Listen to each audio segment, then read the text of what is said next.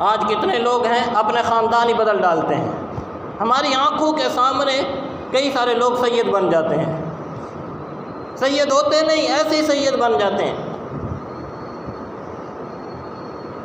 اپنے خاندان کو بدل دیتے ہیں۔ یاد رکھیے کہ جو لوگ اس طرح کرتے ہیں کہ اپنے خاندان کو بدلا، جی یہ خاندان اونچا تھا اس لیے اس کے ساتھ نسبت اپنی جوڑ لی،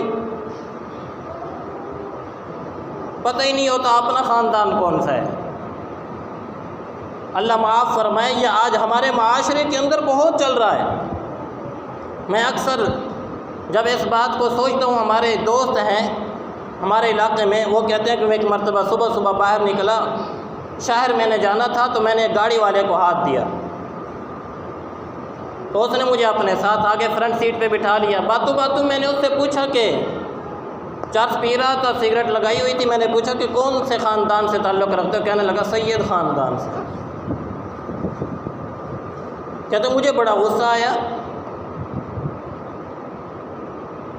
بعد میں مجھے کہہ رہے تھے، کہنے لگے کہ آج جو بھی لوفر لفنگا لچا اٹھتا ہے وہ اپنے آپ کو بس چرس منہ میں ہو، سر پہ کوئی ہاتھوں میں کڑے پہن لیے ہوں اور ہاتھوں میں ڈنڈا پکڑ لیا تو بس یہ اپنے آپ کو سید اور شاہ بنا لیتے ہیں۔ تو میں نے کہتے ہیں کہ اس وقت میرے غصے کی انتہا نہیں تھی، میں نے اسی وقت ہی اس کو کہا، مجھ سے بھی کہنے لگا تم کون سے خاندان سے تعلق رکھتے ہو؟ کہتے میں نے 2-4 گالیاں دی اور میں نے اس کو بھی یہ کہا کہ جس طرح تم سید خاندان بن سکتے ہو تو میں بھی سید خاندان سے بن سکتا ہوں۔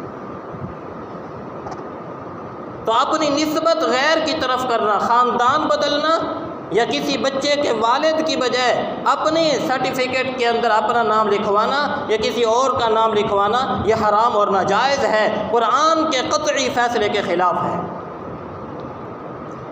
اللہ تعالیٰ نے فیصلہ فرما دیا، ادعوہم لآبائہم هو اقسط عند اللہ فإن لم تعلموا آباءهم فإخوانكم في الدين ومواليكم۔ اور اگر تمہیں ان کے بارے میں پتہ نہیں ہے کہ ان کے والد کون ہے، بعض اوقات لوگ ایسے ہی بچے پھینک جاتے ہیں، لوگ ان کو گود لے لیتے ہیں، تو کیا کریں؟ فرمایا فإخوانكم في الدين، وہ دین میں تمہارے بھائی ہیں، تب بھی تم ان کی نسبت اپنی طرف نہیں کر سکتے۔ وَلَيْسَ عَلَيْكُمْ جُنَاحٌ فِيمَا أَخْطَأْتُمْ بِهِ وَلَكِنْ مَا تَعَمَّدَتْ قُلُوبُكُمْ وَكَانَ اللَّهُ غَفُورًا رَحِيمًا۔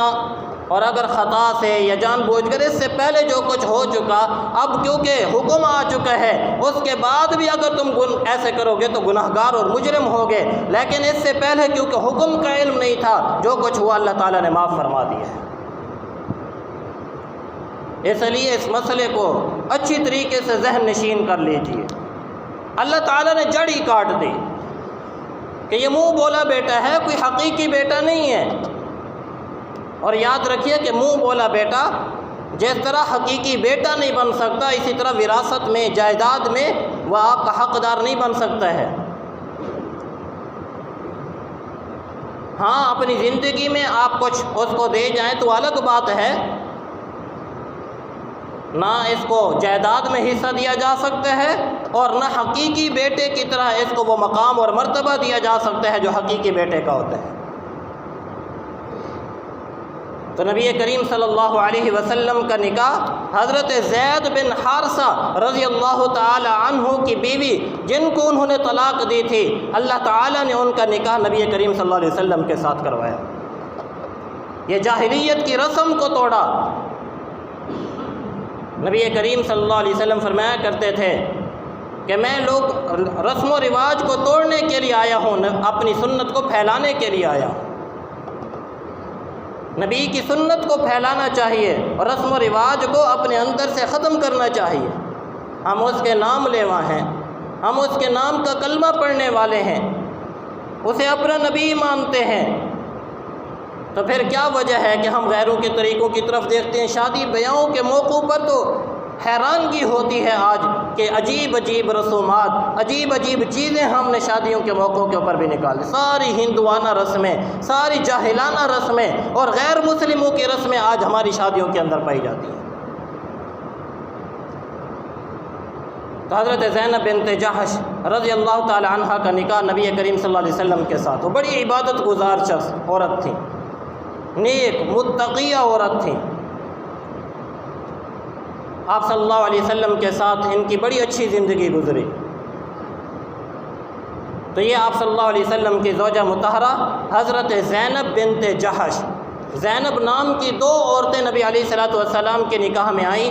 ایک یہ زینب بنت جحش ہے اور دوسری زینب بنت خزیمہ ہے.